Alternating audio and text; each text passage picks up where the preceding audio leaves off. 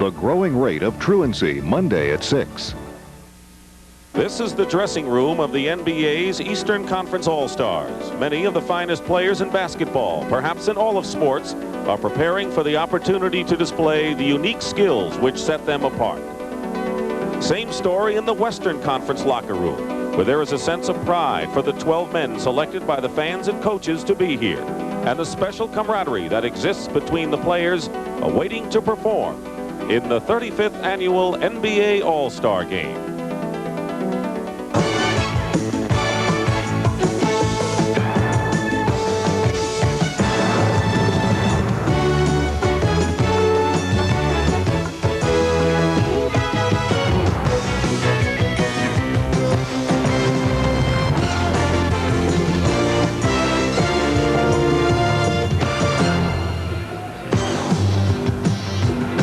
Is the Hoosier Dome in Indianapolis, Indiana, the Mammoth Stadium, the exterior. But what's going on inside? 42,000 fans are watching the best in the world at what they do. Get ready for the 35th annual NBA All-Star Game.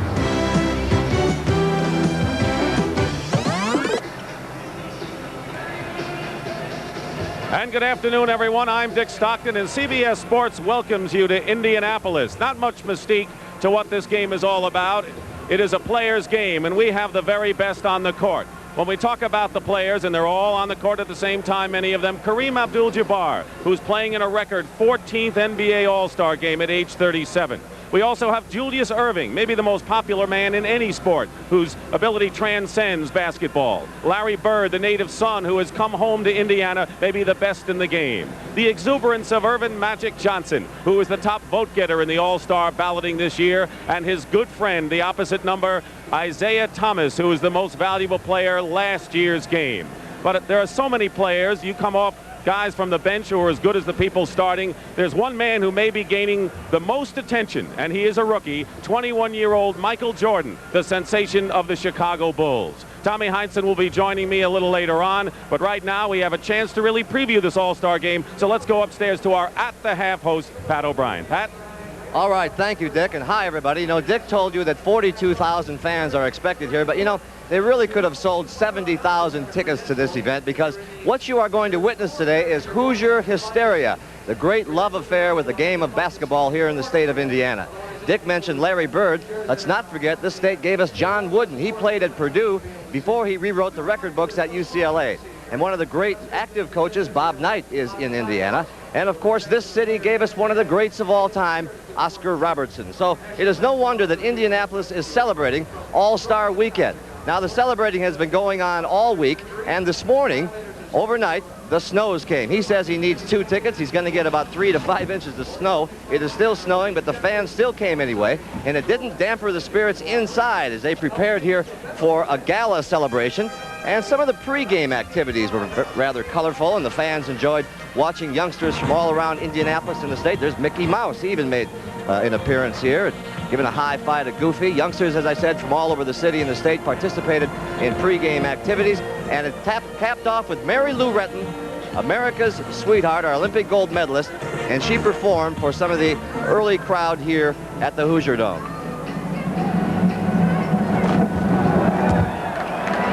Quickly on the vault, and she gives that convincing and familiar smile. The crowd loves Mary Lou Retton, and then a brief but convincing exhibition on the balance beam.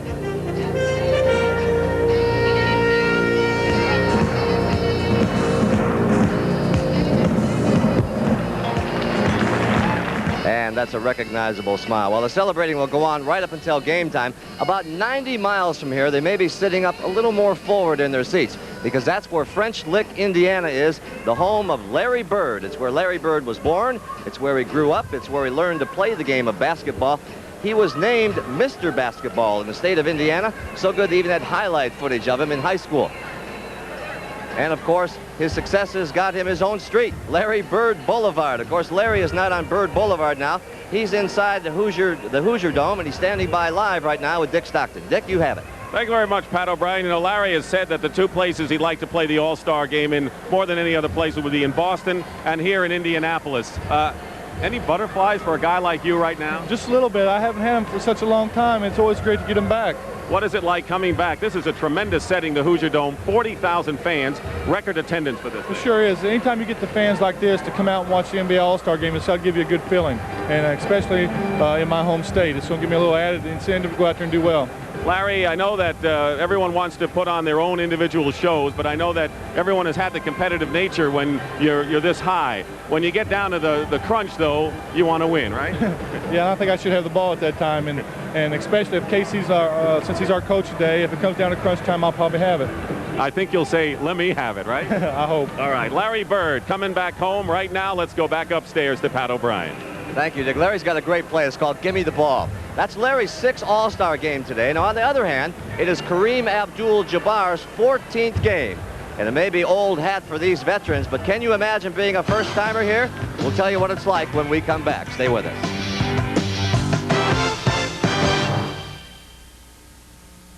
Some of the roughest roads aren't in the mountains. They're in big cities, perhaps even your city. So we asked Brad McCabe to drive this Ford Ranger over some of the meanest streets this city can dish out. But this stock Ranger is built tough, with twin I-beam front suspension to handle those cavernous potholes, bone-jarring bumps, and repair sections. And there's a new fuel-injected 4-cylinder engine, or V6 power, unbeaten by any small V6 pickup. Nice driving, Brad. We work well together. My Ford Ranger and me. Now, get 8.8% financing on new Ford Rangers. Take delivery by March 31st.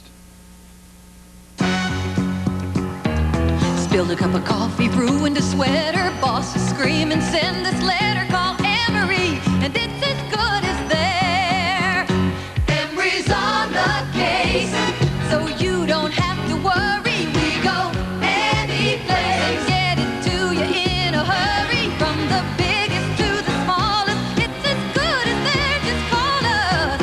Hi, Emery? It's as good as there. The weather outside in Indianapolis is frightful, but it is so delightful inside the Hoosier Dome. It's snowing 3 to 5 inches there.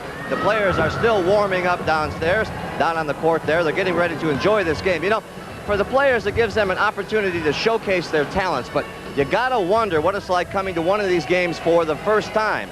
No matter how cool and collected you think you are, sometimes all this can be quite overwhelming. It's very surprising when I get off the airplane and this cop came up to me and said, you getting ready to go with me down to headquarters? And I said, I'm in trouble.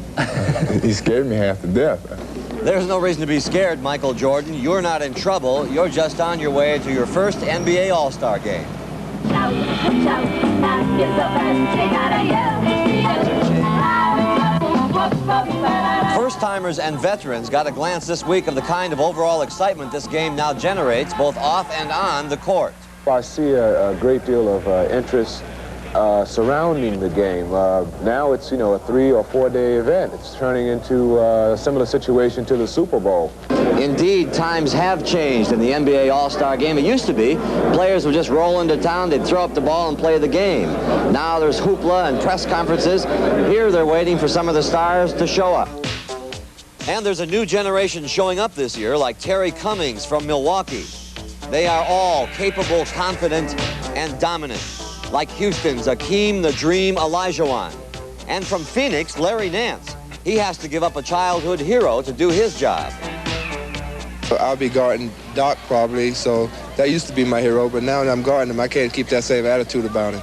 Be nervous, I know that. I'm not even going to worry about scoring, just being out there and try to contribute in other ways. Just being on the team is, I've made my mark. I think that when I step on the court to play, that it will take care of itself. In the 50s, when a player made his mark on the All-Star game, few noticed because few watched. The owners were so afraid nobody would show up, they almost canceled the first game. Now a first-time player is part of a major spectacle and must perform athletically and socially before a living history of the NBA, DeBusschere, Bellamy, and Cousy, Bill Russell, Hondo Havlicek, and the Hawk. And words of advice from Cousy to Jordan. So I would say just enjoy it and ask Dr. J for his autograph or whatever. I may at the end of the game. I think he's going to ask for the autograph. You know, our CBS analyst, Tommy Heinsohn, played in an All-Star game in his rookie season, but Tommy Heinsohn also coached 4 of these games, so who better than to put with today's coaches, Casey Jones and Pat Riley. Let's go down there. Gentlemen. Well, thank you, Pat. The last time we saw these two guys, it was June, it was Boston, and the championship was on the line. A little bit different situation today.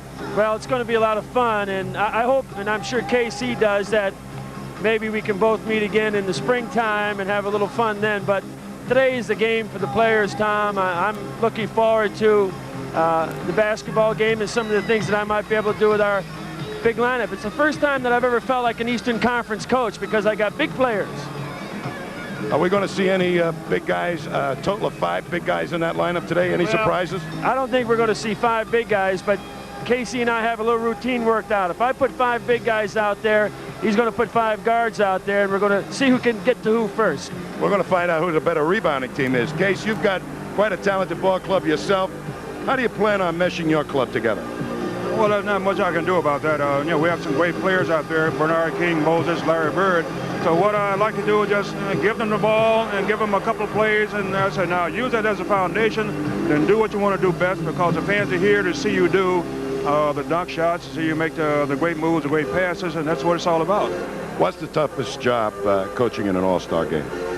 Well, it's not really a tough job, except the minutes. I think that's a big problem. You have 12 great players, and they all want minutes, and there are not enough there. We want to thank both you guys, and have fun today. I know you will. And now let's get back to Pat upstairs.